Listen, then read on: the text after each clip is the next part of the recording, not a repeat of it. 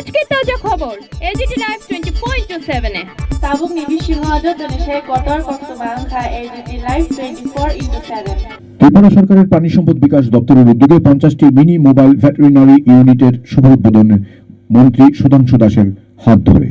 রাজ্যের প্রাণী স্বাস্থ্য পরিষেবাকে আরও শক্তিশালী, আধুনিক ও জনমুখী করার লক্ষ্যে এক গুরুত্বপূর্ণ পদক্ষেপ হিসেবে আজ আগরতলার পদ্মা ভবনে আয়োজিত এক অনুষ্ঠানে ত্রিপুরার প্রাণী সম্পদ বিকাশ, মৎস্য ও তপশিলি কল্যাণ দপ্তরের মন্ত্রী সুধাংশু দাস 50টি ব্লক স্তরের মিনি মোবাইল ভেটেরিনারি ইউনিটের শুভ উদ্বোধন করেন এবং সবুজ পতাকা প্রদর্শনের মাধ্যমে যানবাহনগুলির আনুষ্ঠানিক যাত্রার সূচনা করেন। অনুষ্ঠানে উপস্থিত ছিলেন পশ্চিম ত্রিপুরা জেলা পরিষদের সভাধিপতি বিশ্বজিৎ শীল সহ প্রাণী সম্পদ উন্নয়ন দপ্তরের প্রায় 300 জন কর্মকর্তা ও কর্মচারী।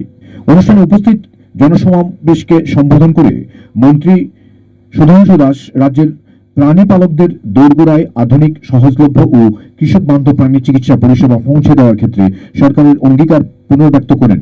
তিনি আশা প্রকাশ করেন যে এই উদ্যোগের মাধ্যমে প্রাণী স্বাস্থ্যের উন্নয়ন, প্রাণী মৃত্যুর হার হ্রাস, উৎপাদনশীলতা বৃদ্ধি এবং প্রাণী পালকদের আয় ও জীবিকার আরও উন্নতি হবে।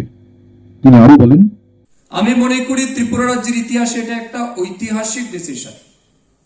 আমি ধন্যবাদ জানাবো মাননীয় মুখ্যমন্ত্রী অধ্যাপক ডক্টর মানিক সাহাজিকে। ওনার প্রতিনিয়ত যে সহযোগিতা আমরা পেয়েছি, নিঃসন্দেহে ধন্যবাদ জানাবো আমাদের রাজ্যের অর্থমন্ত্রী প্রাজেশ সিংহ রায় মহোদয়কে। ওনারা আমাদেরকে সহযোগিতা করেছেন, বাজেটে অ্যালোকেশন দিয়েছেন, বাজেট স্পিচে ফিনান্স মিনিস্টার সেটাকে উল্লেখ করেছেন, যার কারণে আজকে কিন্তু আমরা সেই জায়গায় পৌঁছাতে পেরেছি।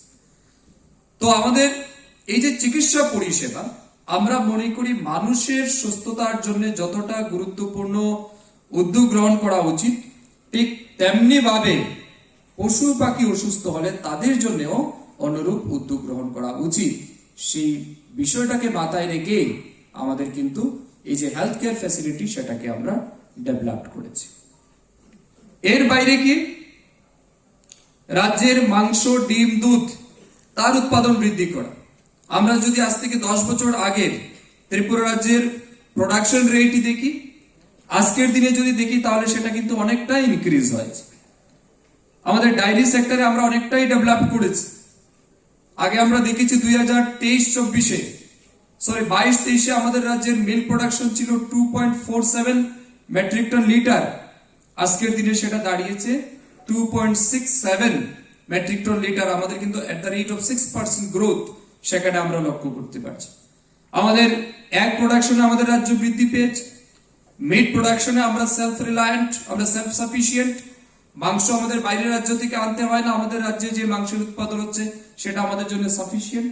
কিন্তু আমরা চাইছি এটাকে আরো বৃদ্ধি করা, কারণ নর্থ ইস্টার্ন রিজন ম্যাক্সিমাম মানুষ কিন্তু নন ভেজিটার। তো স্বাভাবিক কারণে ডিমান্ড আমাদের অনেক বেশি। আমরা পর্ক মিট আমাদের নেবারিং স্টেটে আমরা এক্সপোর্ট করতে পারি, সেই জায়গাতেও আমাদের লক্ষ্য রয়েছে এবং সেই জায়গাতে আমাদের দপ্তর প্রতিনিয়ত কাজ করছে। তার সাথে সাথে বেকার যুবক যুবতী যারা আছে তাদেরকেও যেন কর্মসংস্থান প্রদান করা যায়, তার লক্ষ্যে প্রতিনিয়ত আমাদের দপ্তর কাজ করে চলছে। এই যে মুখ্যমন্ত্রী প্রাণী সম্পদ বিকাশ যোজনা আমরা 2023 সাল থেকে শুরু করেছি। এই মুখ্যমন্ত্রী প্রাণী সম্পদ বিকাশ যোজনায় গেল বছরও প্রায় 20,000 মহিলার কাছে আমরা পোল্ট্রি বেনিফিট দিয়েছি। 20 ইউনিটস করে আমরা পোল্ট্রি দিয়েছি, যাতে তারা ডিম উৎপাদন করতে পারে, সেখান থেকে মাংসেরও যেন উৎপাদন হয়, তারা যেন স্বনির্ভর হতে পারে।